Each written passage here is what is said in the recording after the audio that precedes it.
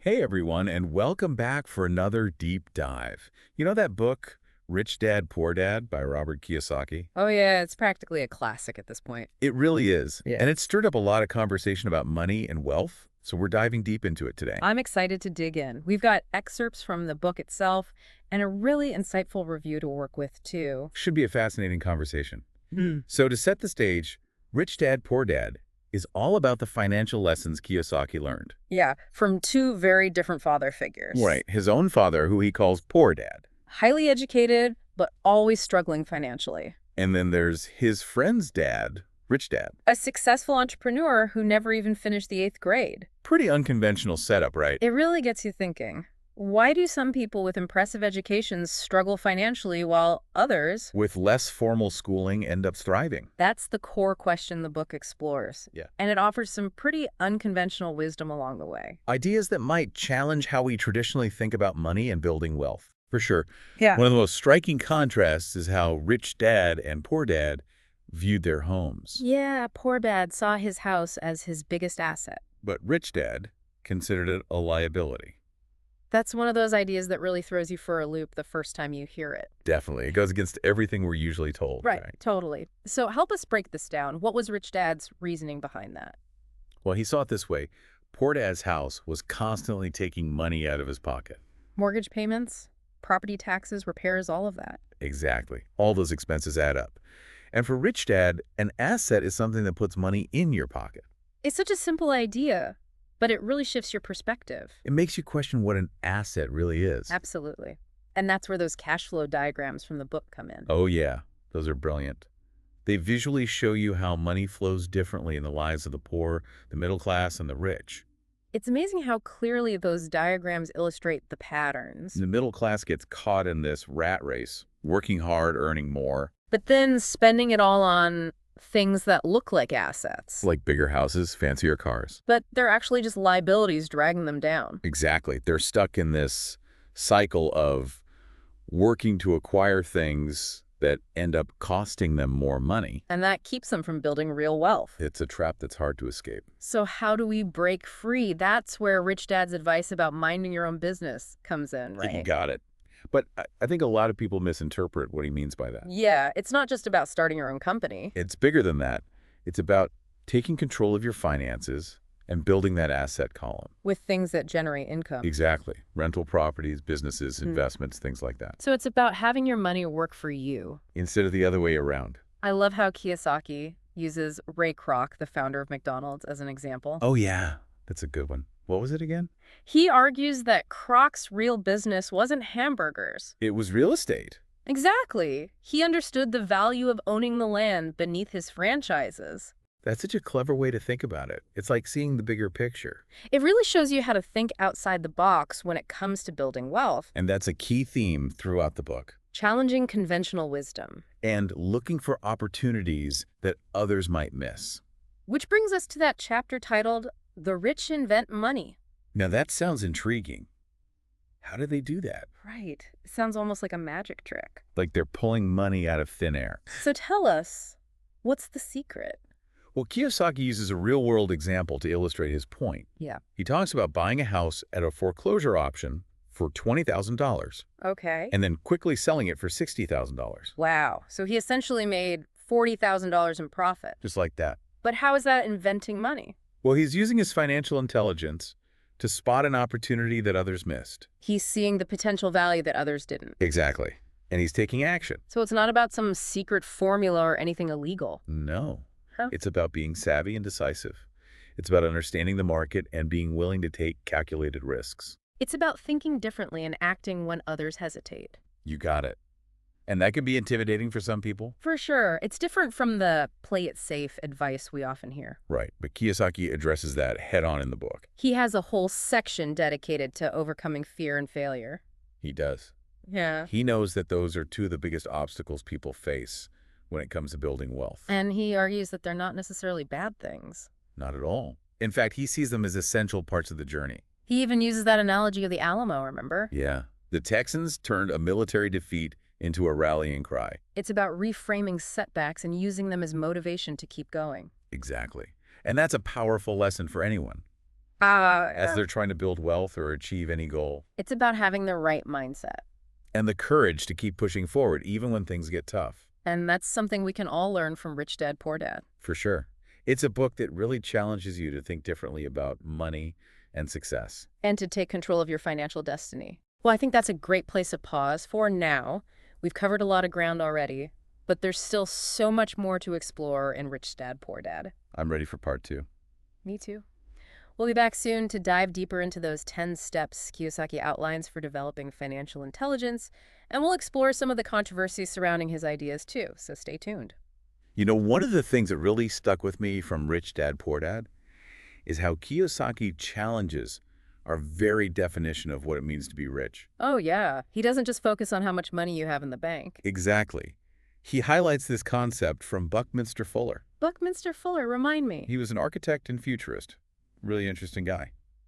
Anyway, Fuller defined wealth not as how much money you have, but But as your ability to survive a certain number of days forward? if you stopped working today. Oh, wow. So it's not about your net worth. It's about... Sustainability. Yeah. Exactly. It's about having your money work for you so you're not constantly dependent on a paycheck. So even if you stopped working, You could still maintain your lifestyle for a certain period of time. that's a whole different way of looking at wealth. Kiyosaki even points out that he might not be rich yet by traditional standards, but based on Fuller's definition, He considers himself wealthy. he does, Yeah. because he's built up that asset column Right. He has that stream of passive income coming in. that can cover his expenses even if he's not actively working So it's about having options and freedom. and not being trapped by financial limitations. Okay. I'm starting to see how this connects to the rest of his ideas. It all ties together, the importance of building assets, minding your own business. And challenging conventional wisdom. Which brings us back to one of the biggest misconceptions Kiyosaki tackles in the book. The idea that a house is your most valuable asset. That's the one. So many people believe that. But Kiyosaki argues that A house can actually be a liability if it's not generating income, because you're constantly pouring money into it. mortgage payments, property taxes, maintenance, all of that, Yeah. it's money going OUT, not AAN. Which goes against his definition of an asset. Exactly. It's all about understanding cash flow. It's not just about how much money you have, but how that money is moving. And those cash flow diagrams from the book really illustrate this. Yeah, they show how the rich focus on acquiring assets that generate income while The poor and middle class often get stuck in a cycle of earning and spending. the rat race. That's it.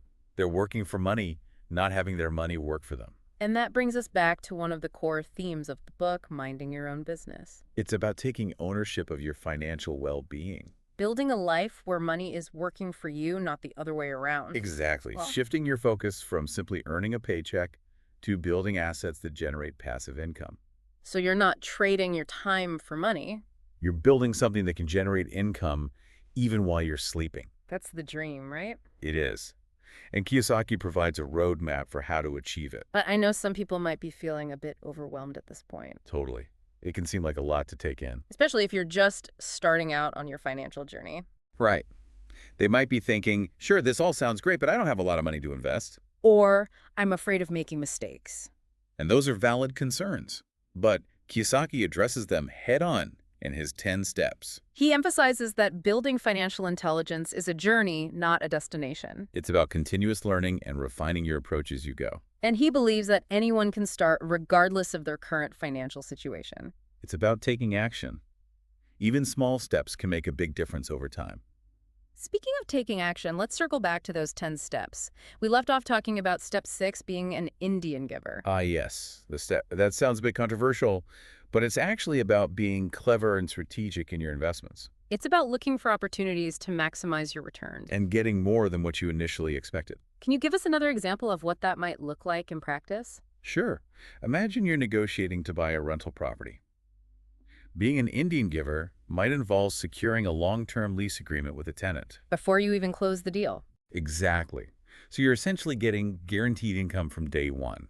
Wow, that's smart. It's about being proactive and creative in your deal making, not just passively accepting the terms that are presented to you, It's about thinking several steps ahead. and finding ways to stack the odds in your favor.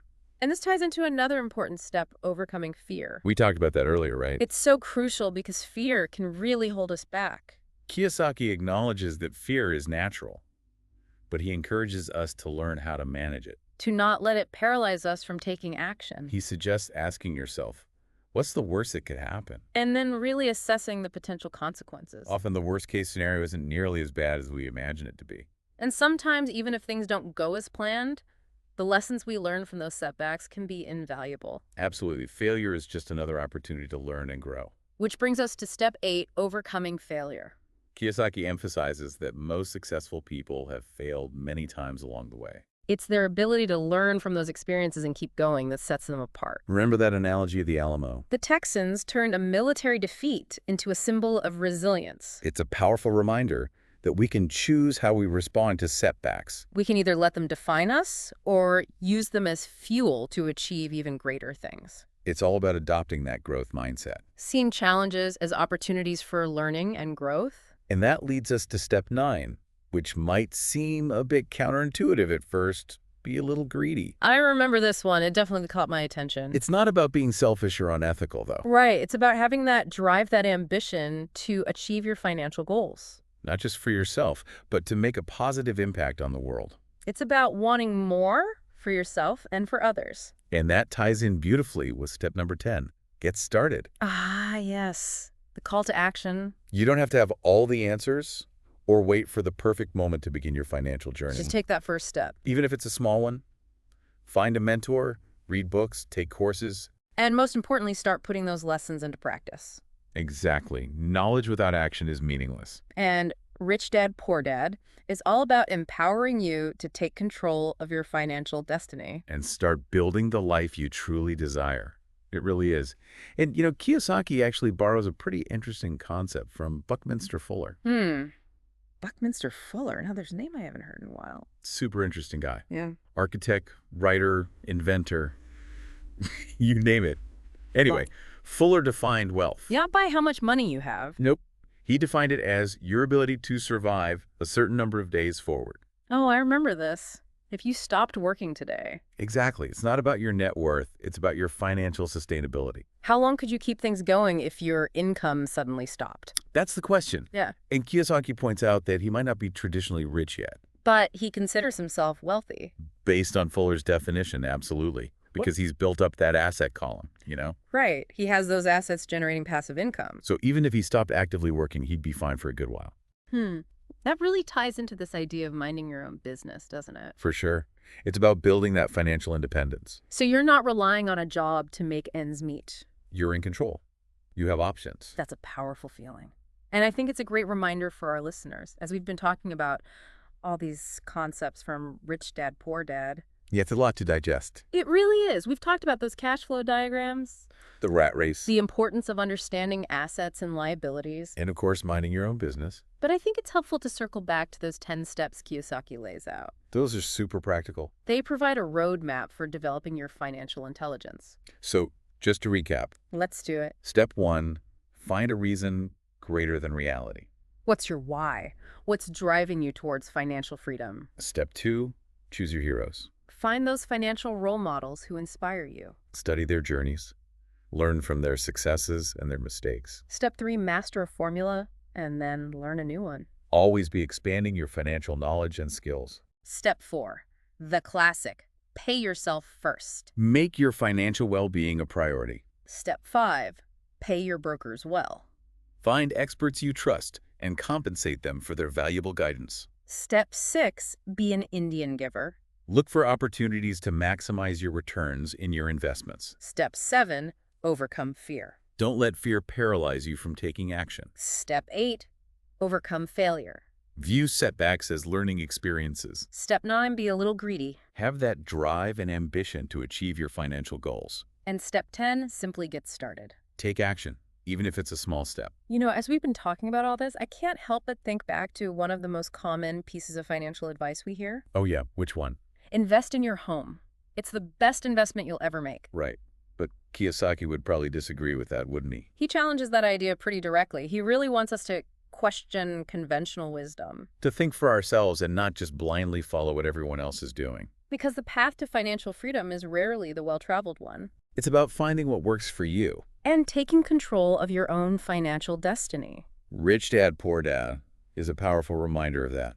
So, as we wrap up our deep dive into this fascinating book, I want to leave our listeners with this question. What's one small step you can take today? To start minding your own business. Maybe it's setting up that separate savings account or reading a book on investing. Or having conversation about money with your family. The key is to take action. And remember, financial literacy is a journey, not a destination. Keep learning, keep growing, and keep diving deep. Until next time, everyone.